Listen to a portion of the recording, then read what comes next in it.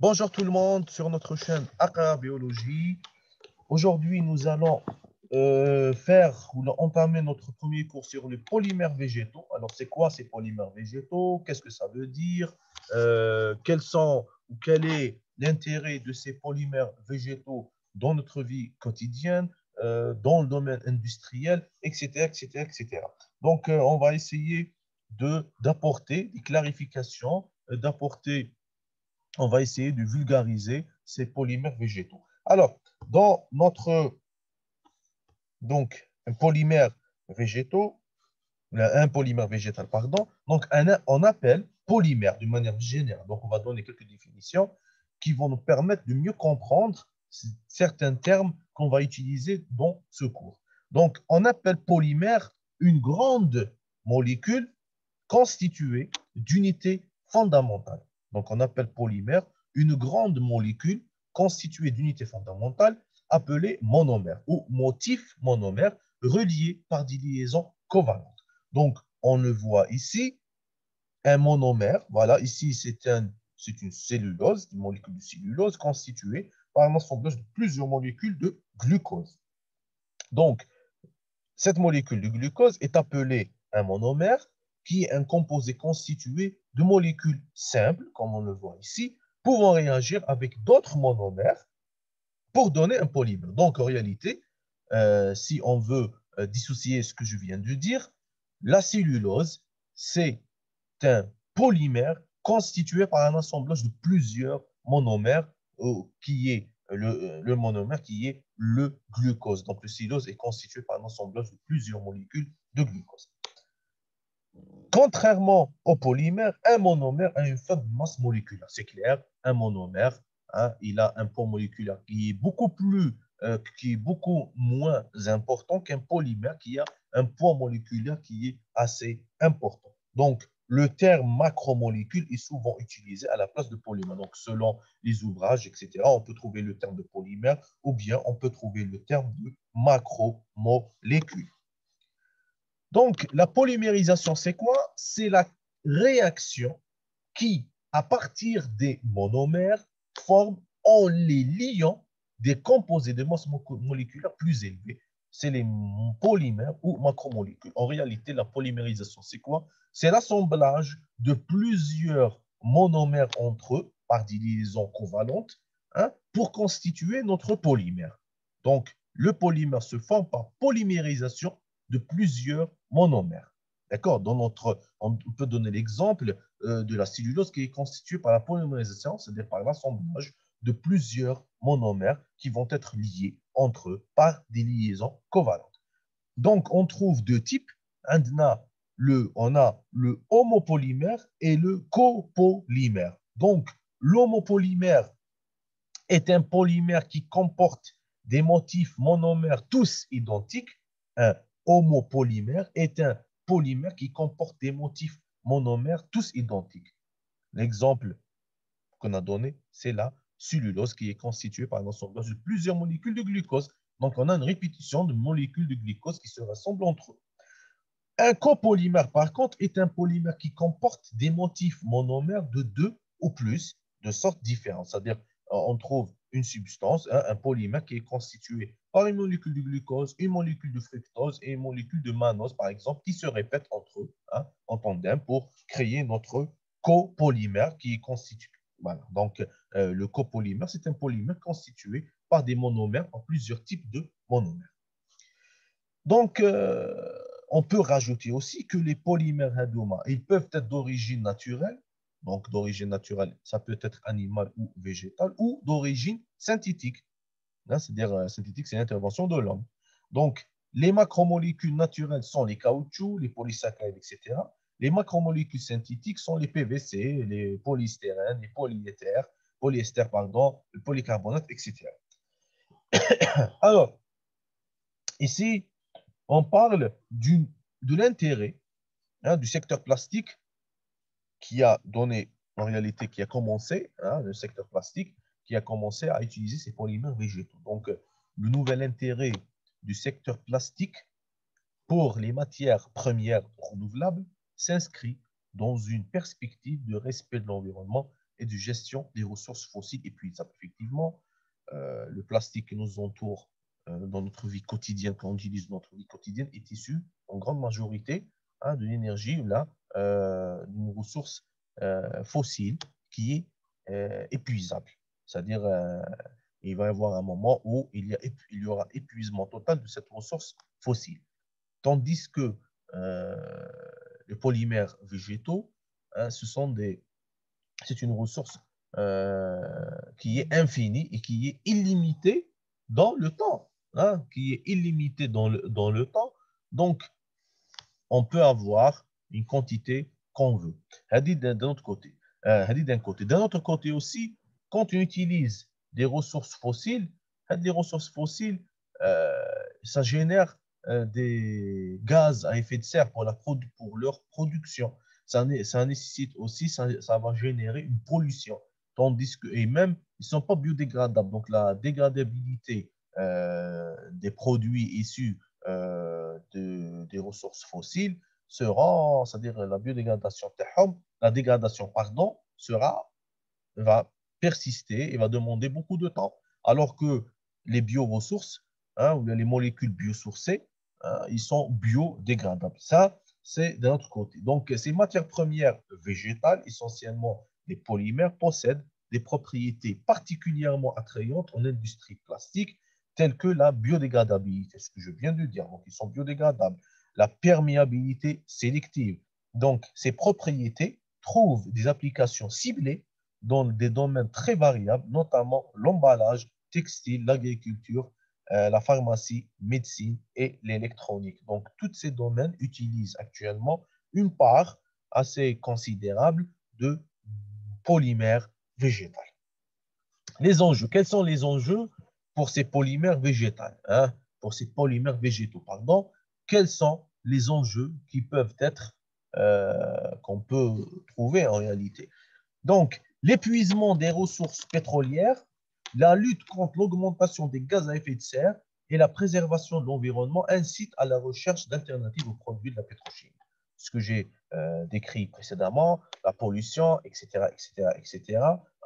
Même à un moment donné, il y a eu l'augmentation du prix du pétrole, etc. Et aussi la chose la plus importante ici, parmi les enjeux qui est plus important, c'est la dépendance, surtout pour les pays qui n'ont pas de ressources pétrolières, ils dépendent, leur activité économique dépendent de cette ressource pétrolière qu'ils doivent acheter auprès d'autres pays à prix très très fort parfois.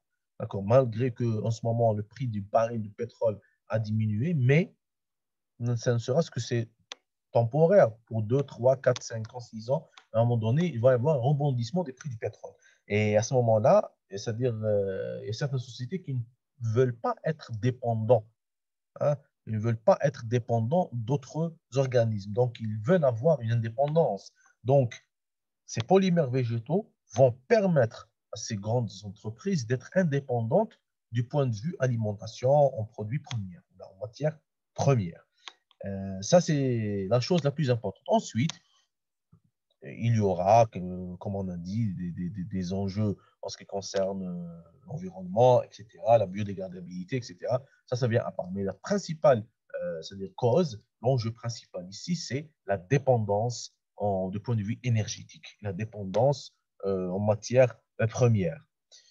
Dans le secteur des plastiques notamment, se développe depuis les années 2000 une offre de plastique issus de sources renouvelables, végétales, animales, etc., également appelés plastiques végétaux, plastiques biosourcés ou bioplastiques.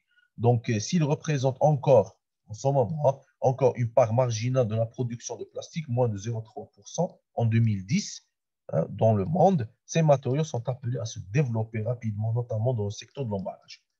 D'accord? Donc, il va y avoir elle va rebondir, on ne va pas dire rebondir, mais elle va augmenter ce chiffre, cette proportion va très certainement augmenter dans un avenir proche. Alors, les principaux techniques, donc, un matériau plastique est composé de molécules appelées polymères, auxquelles sont ajoutés différents additifs. Donc, les plastiques végétaux sont constitués de polymères d'origine totalement ou partiellement renouvelables, tels que le sucre, cellulose, l'amidon. Donc, selon les cas, la part de matière renouvelable dans un plastique végétal peut représenter une proportion très variable du matériau, aucun seuil minimum n'étant spécifié aujourd'hui pour l'utilisation des dénominations. Donc, on utilise dans les plastiques végétaux, on utilise différents types de ressources, telles que, par exemple, on peut utiliser le sucre, la cellulose, l'amidon, etc., qui peuvent être utilisés pour la fabrication de certains composés plastiques. Alors, deux types de polymères biosourcés sont à distinguer, ceux possédant une structure identique à celle des polymères d'origine fossile, PE, PET, issus du canne à sucre, par exemple, etc. Donc, on a le premier type, c'est des structures identiques, hein, c'est des polymères à structure identique à celle des polymères d'origine fossile. Et nous avons des polymères qui ont une structure innovante, c'est-à-dire différente de celle des polymères pétrochimiques existants. Alors, les avantages, il y en a beaucoup, enfin, on va citer les plus pertinents. Donc, vous avez une opportunité économique par la réduction du recours aux ressources fossiles. Donc, l'utilisation de sources renouvelables pour la production de plastique participe à la réduction du recours aux ressources pétrochimiques et ainsi à l'indépendance en matière première fossile du secteur. La production de plastiques végétaux offre également des débouchés de valorisation de la biomasse. Bien sûr, quand vous avez des épluchures d'oranges, des épluchures de légumes, etc., ils peuvent être utilisés par exemple, dans la production de certains polymères végétaux. Hein, donc, ils ne seront pas jetés, mais on va valoriser ce qu'on appelle la valorisation des sous-produits. C'est ça. Parmi d'autres avantages, donc, les polymères biosourcés possèdent une structure identique à ceux d'origine pétrochimique. Les polymères biosourcés possèdent une structure identique à ceux d'origine pétrochimique. Bien sûr, c'est un avantage, effectivement. Pourquoi? Par exemple, le PE, le PET ont l'avantage de présenter les mêmes performances techniques et d'utiliser les mêmes filières de recyclage que ceux-ci. Dans ce cas, une fois la molécule de base du polymère biosourcé obtenue, son utilisation ensuite ne nécessite pas de gros investissements matériels spécifiques. En effet, le monomère peut entrer pour les étapes suivantes dans les procédés de transformation existants pour l'obtention de polymères puis du plastique. Donc, ce que veut dire ce paragraphe, c'est que des polymères biosourcés qui possèdent une structure identique à ceux d'origine pétrochimique, c'est-à-dire la filière, elle existe.